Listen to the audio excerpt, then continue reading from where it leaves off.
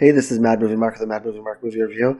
Thank you for joining me as I review the 1939 romance drama Wuthering Heights. You're not going to sit all evening simpering in front of him again, listening to his silly talk. I'm not. No. Hey, well, that's not fair. There's no reason to get angry here. You may disagree with some of the stuff I say, but I think you're being a little bit harsh. If this is your first time joining me, I am reviewing every movie in this book, the 1001 Movies You Must See Before You Die. Wuthering Heights stars Laurence Olivier as Heathcliff, Merle Oberon as Cathy, David Niven as Edgar, Geraldine Fitzgerald as Isabel, and it was nominated for 8 Academy Awards, including Best Picture, Best Actor Lead for Laurence Olivier, Best Actress Support for Geraldine Fitzgerald, Best Director for William Wyler, Best Writing. It won Best Cinematography Black and White. It was nominated for Best Art Direction and Best Music Original Score. Now, this movie is the defining Hollywood literary adaptation. It's one of the most famous screen versions of Wuthering Heights. I think there's a new one that just came out in 25 or 26. I probably won't be seeing that film. It helps set a standard for classic literature that could be adapted into prestige Hollywood cinema. It was romantic, visually rich, and emotionally intense. It has iconic performances from Laurence Olivier and Merle Oberon, and it became definitive versions of these characters. Olivier's brooding, tortured Heathcliff in particular influenced how the character has been portrayed ever since. It also has striking cinematography. The film's black and white visuals shot by Gregg Toland are widely praised. It focused on a storytelling choice. Unlike the novel, the movie only adapts the first half of the story. This led to a tighter and more emotionally powerful experience. Now, when this movie opens up, we are introduced to a character who is out in the blistering cold, and he decides to wander in to Wuthering Heights to get some warmth. He talks to Heathcliff, and he asks Heathcliff if he could have some food and a room to stay.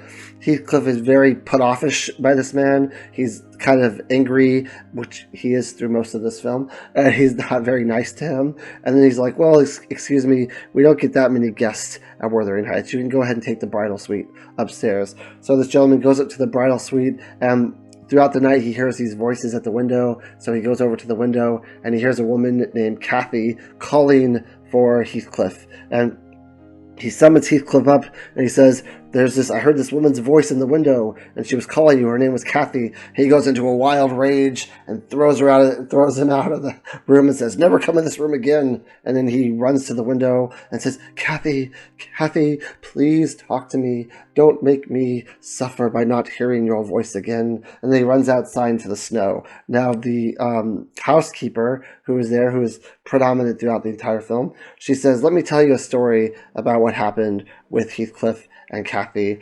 And the guy's like, I don't believe in ghosts, I don't believe in spirits. She's like, well, let me tell you this story. Maybe you'll actually believe in something. So she starts spinning this yarn about when Heathcliff was a very young child. He was found by this family, and the person who found him dirty in the road. And he was like, I looked for this kid's owner. He says owner.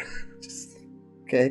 But I couldn't find him. So I'm going to take him home, and he's going to be my own child. I have 2 already. So the 2 kids he has are Cathy and Henley. Now, Henley absolutely hates Heathcliff throughout the entire film.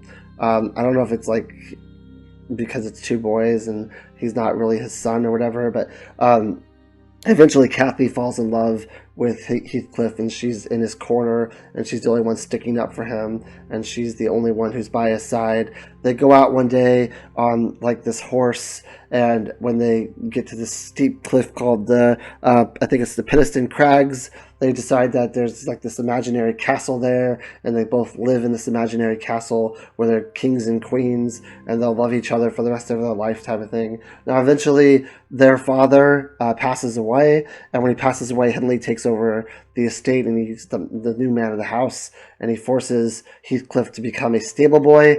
Now, one day Heathcliff and Cathy are out and about, and they run into this very big fancy party that's going on, and they look through the mirror, and Cathy tells how she wants to be rich one day, and Heathcliff is going to give her all these jewels and baubles, and she's going to have these great clothings, and they're going to go to these fancy parties, and she's going to be this rich, wonderful person who's going to be very important.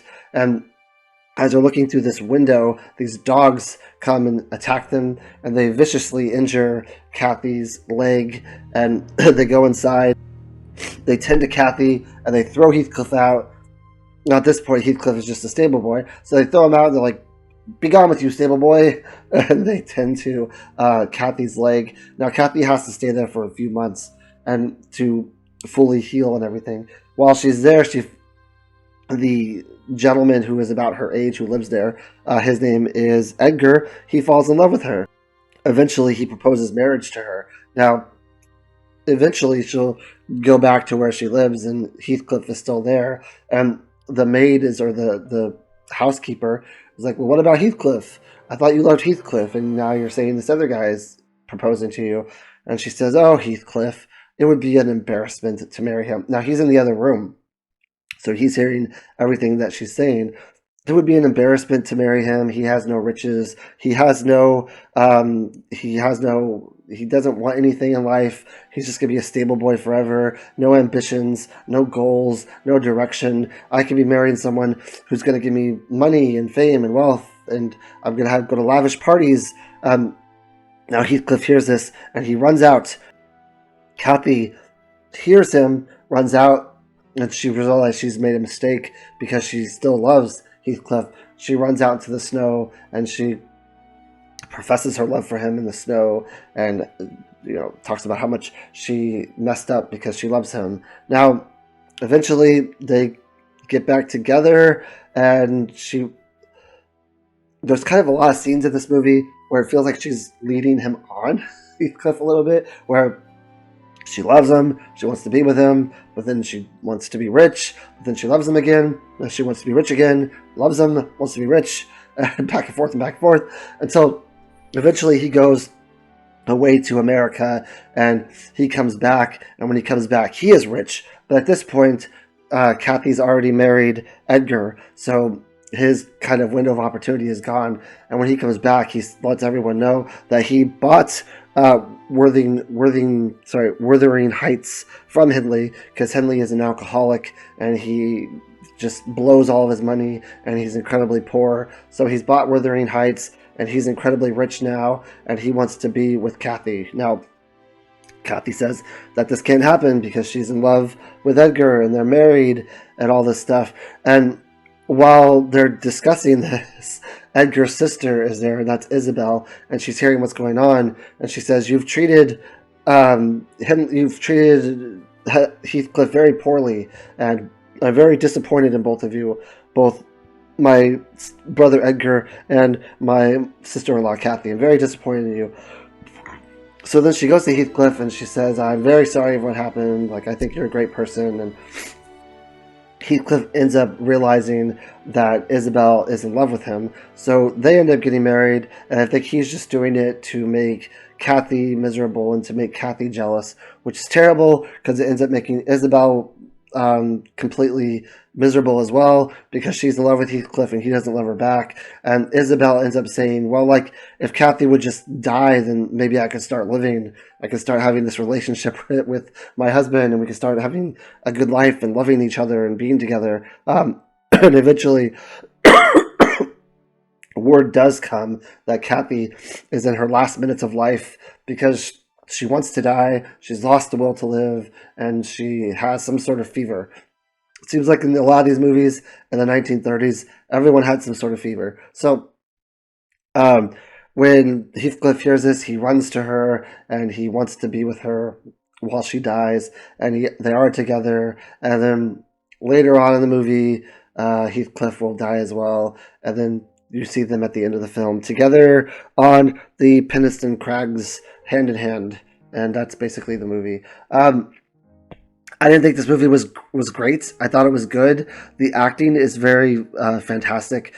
I think that Laurence Olivier, everything I've seen him in, been just amazing. He's a terrible person in real life, which kind of sucks, but he is a great actor. I also thought Merle Oberon was fantastic as Cathy. I don't know why she wasn't nominated for Best Actress. I thought she did a good job as well. Geraldine Fitzgerald to be nominated for Best Supporting Actress to me is kind of a shock. She's only really towards the end of the movie, and she only really has a couple scenes where you really see a great acting performance from her.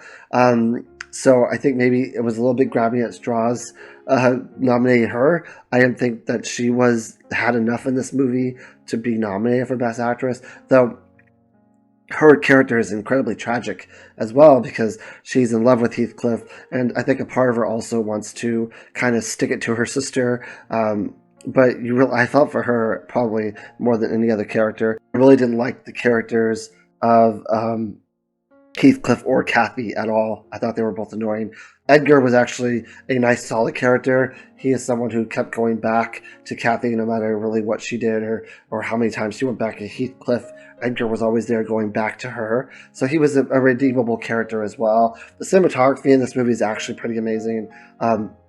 There's breathtaking scenes in this film of cliffs, and just the sky behind them looks absolutely amazing. I think it deserved its Oscar for Best Cinematography, black and white.